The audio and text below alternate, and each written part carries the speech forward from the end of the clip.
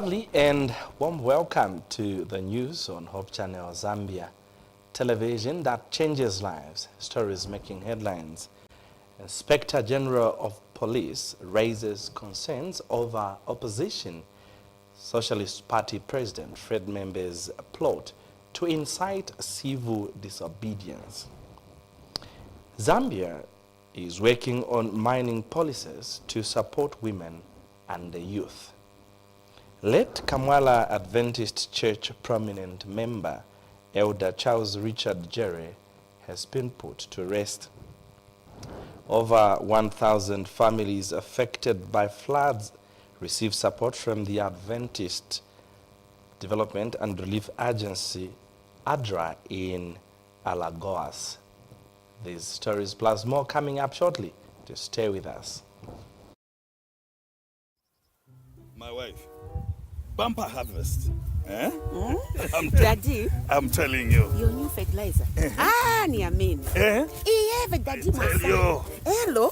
My instructions. Maya kunka bwino mwamene. I went to ETG, and now we are enjoying the benefits of using a blended D-compound fertilizer as basil and Kynoplus as top-dressing fertilizer instead of urea that we used last year. Now look here. This year, it has given me 4 tons. 4 tons. But last year, it was only 1.8 tons. Kynoplus has given all my crops the nitrogen that I paid for. Wow. It has saved me money.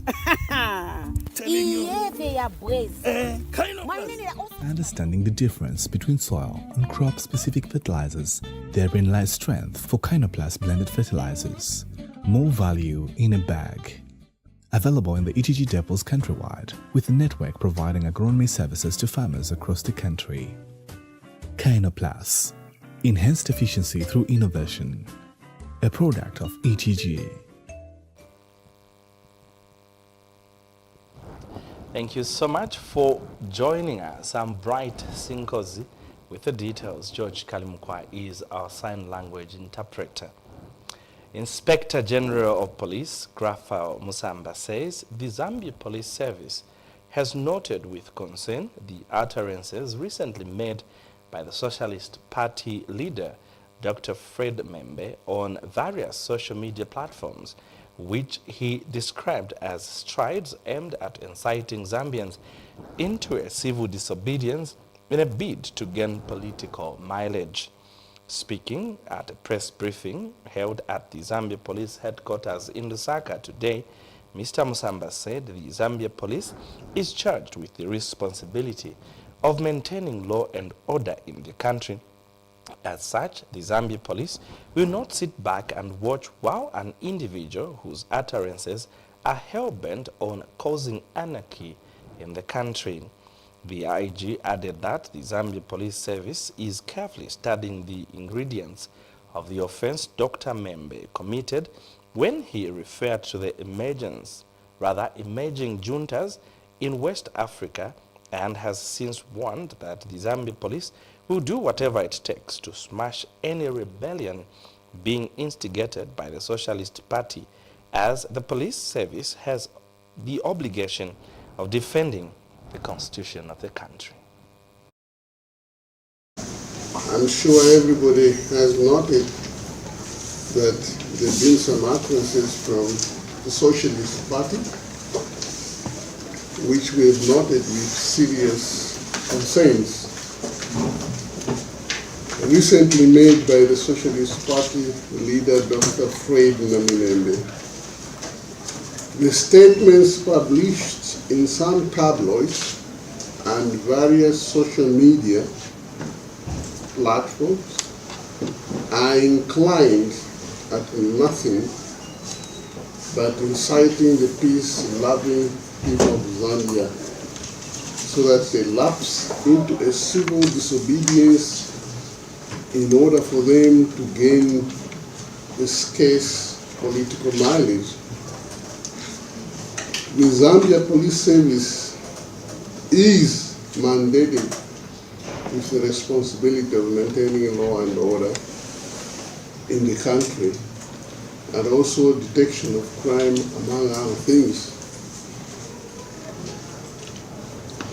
As such, we cannot sit and watch while an individual whose utterances are hell-bent on causing anarchy in the country. Him referring to military juntas in West Africa only means one thing: to destabilize the peace in the country which is being enjoyed by innocent citizens. The emerging juntas in West Africa is referring to is but wishful thinking that the same could be extended in this country. We are carefully studying the ingredients of the offense, and we will let you know in due course what his fate is going to be. The Socialist Party is preaching and thirsting for democracy, yet they've no spine to uphold the same. He has declared his resolve, and the Zambia police is ready to defend the constitution. In other news, Mines and Mineral Development Minister Paul Kabuswe says Zambia has been working on a new mining policy and that the government has also put in place a structure that should regulate the sector. Speaking at the peer learning conference to promote women and youth participation in the mining sector in the Great Lakes region, the minister said the ministry wants to support women and youths and to implement and create an environment that will make it possible for the youth and women to thrive. Mr. Kabuswe said his ministry and government will continue supporting and empowering women and youths in Zambia in the mining sector in order to see Zambia grow economically. Let's create institutions that quickly, go into buying, and they quickly buy resources from those that are mining. So it's a whole lot of restructuring the whole sector that will create this wealth that we are talking about. And when we talk about how that women are suffering from, sexual, issues, sexual violence or, intimidation and all that, it's because probably we are not structured properly. We need to do structures that will make sure that women or youths that are participating in mining are protected, because these are security issues. How are these mines protected? We as government, our role is to make sure that we put policy framework that supports you, policy framework that makes sure you thrive, but also go out there and fight. Every person who has made wealth around themselves, or my counterparts here, or women that have achieved, they'll tell you they've been fighting. It didn't come on a silver plate. Yes, the workshops are important to sensitize ourselves, to make sure that we know what we are supposed to do. Also to talk to governments like ourselves on this is how we feel this should be done. This is the support we want from women, and governments must listen. Ours is a listening government. We listen, we hear, and we want to implement and create, an environment that will make it possible for the youth, for the women to thrive. If we are not implementing, we won't see whether we are improving or not. We implement, we check ourselves, this one has remained, so we need to improve on this. As we go, eventually we will reach our target. When you are coming to invest, what program do you have for the youths, for the women? How are they going to benefit in the value chain? Apart from direct mining, women must have companies which should be contractors and suppliers to the mining companies. And they shouldn't be given business after they are undressed in front of you. No. They must be given business because they are strong, because they have the ability. And they must not be approached as women, must be approached as human beings who are capable of doing. Government says there is need to declare free education policy from early childhood education to secondary school. Speaking when officiating at the capacity building workshop in Lusaka today, Education Minister Douglas Siagarima said education is the cornerstone of national development because it plays an important role in producing the needed human capital. He said government is in the process of reviewing its new curriculum and there is need to align it with the national development. Mr. Siakarima said the enhancement of quality education and its relevance is the most prevalent agent of curriculum change, adding that success to quality education depends on high-quality curriculum. Our Republican President Mr. Hakainde Hichilema has guided the vision for the education sector, which includes curriculum reform, among others. This is because the government is cognizant that education is the cornerstone of national development, as it plays a critical role in producing the needed human capital endowed with the required knowledge, values, and skills of the 21st century to realize the national vision. It is the realization of the importance of education that compelled my government to declare a free education policy from early childhood education to secondary school level. The ministry is in the process of reviewing its curriculum, and you people here are in the driving seat of the curriculum reform. It is my sincere hope that the knowledge you will gain will be put to good use as we reform our curriculum and develop teaching and learning materials. We need to align education curriculum with national development, while also providing an opportunity to consider the curriculum implications of translating global goals into national contexts. The development of 2023 education curriculum should enhance science, technology, and mathematics education, embrace emerging issues, and the artisanal digital literacy, financial education, and entrepreneurship skills required for individual and national development. Increased access to education can be achieved through sound management, but access to quality education relies largely upon high-quality curriculum. Curriculum change is generally driven by the need or desire of nations to assert their identity and cultural heritage and to pursue their goals, as well as social, political, and economic aspirations. Likewise, change can arise from the realization that what has been taught in the past will not prepare young people for successive lives in the future, and that the quality and relevance of curriculum must be improved.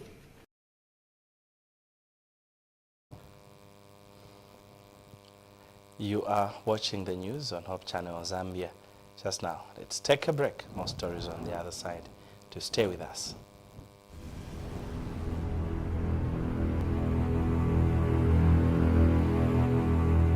Escape the winter monotony with an August pack full of variety. Discover hilarious kids content and the best of local reality shows on Top Star. The guy likes such.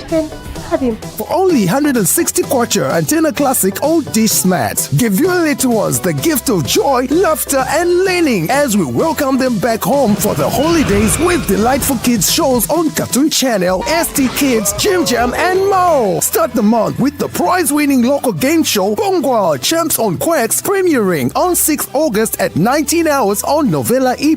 Where in the human body can the smallest bone be found? Watch contestants put their intelligence, teamwork, and humor to the ultimate test. But there is more. Looking to spice up your weekends? Don't miss Hello Mr. Right Season 3, airing live on TV3 every Saturday at 20 hours. Cheer on your favorite couple and witness as they find love through a range of fun challenges, conflicting conversations, and plenty of romantic moments. Subscribe now. Top Star. Enjoy digital life.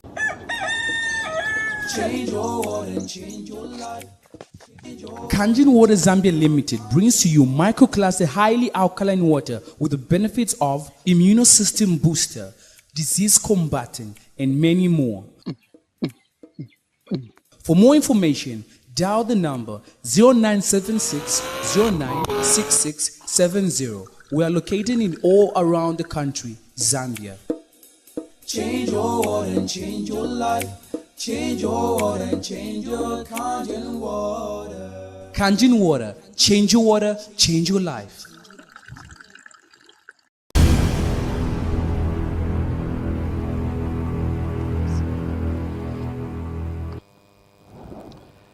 Thank you so much for still staying with us. And now for the rest of the news.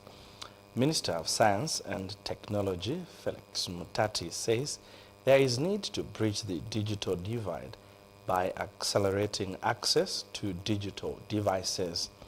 He says this is possible through exchanging knowledge and collaboration between government and private technology firms, as well as nurturing the young people in the country. Mr. Mutati says all efforts government through his ministry is making in the digital space will be in vain if the young people do not get the necessary training and advance their talents and knowledge in new technologies such as artificial intelligence and blockchains. He was speaking when he officiated at the 8th Huawei Seeds for the Future conference in Lusaka. Today, we begin to bridge the digital divide by accelerating access to ICT products. In Zambia, at the moment, our digital skills are rated at only 40%. So we have a lot to do in order to bridge that critical digital divide. We believe as government that you, the young students, have the power in your hands to be able to turn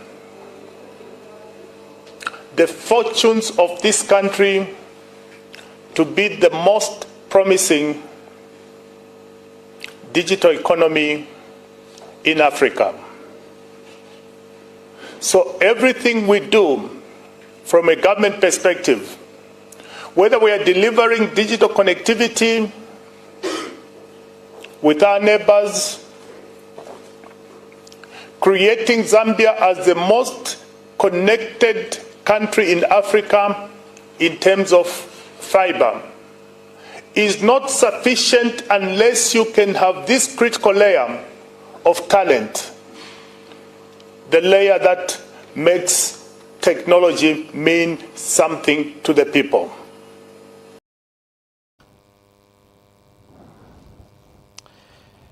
Now, the late Elder Charles Richard Jere, one of the committed and prominent members of Kamwala Seventh-day Adventist congregation, who died last week, was put to rest this past Sunday.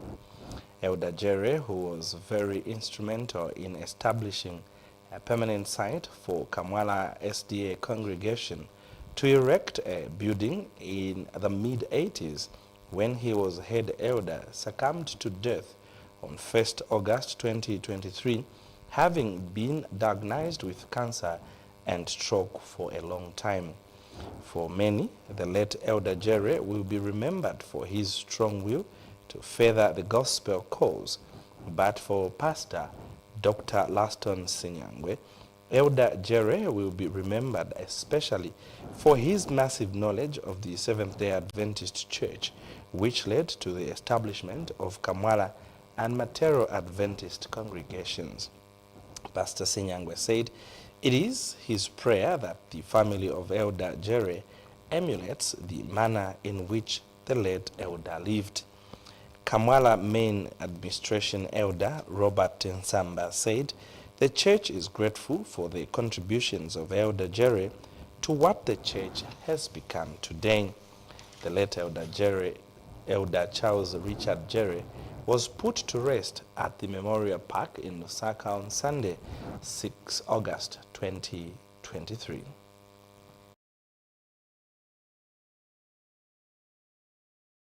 Adventist Church in Zambia, and having contributed immensely towards the establishment and growth of Kamwala Main SDA, Elder Charles Richard Jerry will be greatly missed by members of his church who gathered in numbers to witness the send-off ceremony of one whom they worshipped with. The church service of the late Elder Jerry was held at Kamwala Main SDA on Sunday, 6th August 2023. Born 5th December 1935, Elder Jerry sadly died on 1st August 2023, having suffered from cancer and stroke. Pastor Laston Silongwe described the late elder as a custodian of rich church history. Elder Jerry is one of those who have contributed to the growth of the church highly in Zambia. And actually, before his demise, he was actually requested to document something, write something about the history of the church in Zambia, of which he did. He wrote something, how the church began, especially in this area and southern part of Zambia. So we appreciate how the Lord used him while he was still alive. I know it's actually a very painful departure, but we just pray that the family will emulate his way of life as a Christian. For Kamwala SDA, he will forever be cherished for his contribution towards the establishment and growth of the church facility. We have made these grounds as our permanent home as a congregation, and this we attribute to Elder Jerry, who is departed. He worked tirelessly when he was heading the church as head elder. He was heading the church I remember in 1994, when we were removed from the classrooms where we were worshiping at Kamwala Basic School. It became difficult for the church. It was a huge challenge to find a place to worship from. I remember at some point he even bought a tent so that the church could use to erect a structure to worship from. And this he did from his own personal resources. And that is how committed he was to the work of God. Dorcas mothers could not be left behind as they equally paid their last respects. The person we are putting to rest now was a pillar, a mentor. We really miss him. He was the support of all movements in the church. Especially when we are Dorcas mothers, we want to go somewhere, we have a rally or a camp. He was always stretching his hands to help whatever we request from him as Dorcas workers. Aba ba elder aba banichitira vintu vambiri monga ine so banichitira vambiri. Ninari kufuna kuchosewa mu nyumba mukamwala na kanso. But ba elder aba pamene ninayenda ku nyumba kwawo kupempha thandizo bananipasa ndarama bali na bakazi babo na kukamba ti utamange kuseniseni uyende ukalipire ukasonkere nyumba. The congregation later joined the Jerry family at Memorial Park in Lusaka, where the late elder was finally put to rest. He leaves behind a wife, 3 children and 8 grandchildren. Daniel Chilema, reporting for Hope News in Lusaka. And finally, in international news, with the return to their homes after the heavy rains of early winter in Alagoas, Brazil, flood victims now face the difficulties of starting all over again. Since July 20, 2023, a task force from the Adventist Development and Relief Agency, ADRA, has been bringing support to families through donations. So far, more than 1,000 families have been assisted with food baskets, clothing, hygiene and cleaning items, as well as shopping vouchers. The focus of the emergency campaign was to support the regions that suffered most from the floods. To this end, ADRA launched a campaign with 3 in-person donation points in Alagoas, in addition to the contribution of people from all over the country with cash values. The amount collected was 5 tons of non-perishable food, 4 tons of fruits and vegetables, about 2,000 pieces of clothing, and 575 purchase vouchers worth approximately 33 United States dollars each.